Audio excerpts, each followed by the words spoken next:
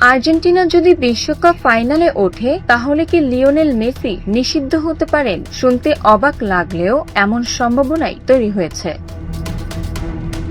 বিশ্বকাপের কোয়ার্টার ফাইনালে সুইজারল্যান্ডের বিপক্ষে মাঠে নামছে আর্জেন্টিনা। এই ম্যাচ জিতলে ফাইনালের পথে আরও এক ধাপ এগিয়ে যাবে মেসির দল।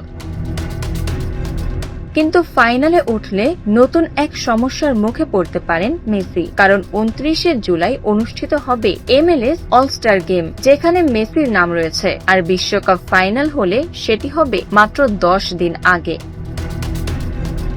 ফাইনালের মতো বড় ম্যাচের পর বিশ্রামের জন্য যদি মেসি অলস্টার ম্যাচে না খেলেন, তাহলে আবারও MLS এর নিষেধাজ্ঞার ঝুঁকি তৈরি হতে পারে। গত মৌসুমে অলস্টার ম্যাচে না খেলায় মেসি ও জর্দি আলবাকে এক ম্যাচ করে নিষিদ্ধ করা হয়েছিল।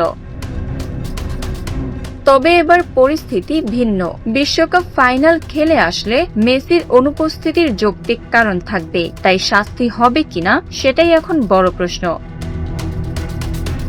Bangla affairs news desk.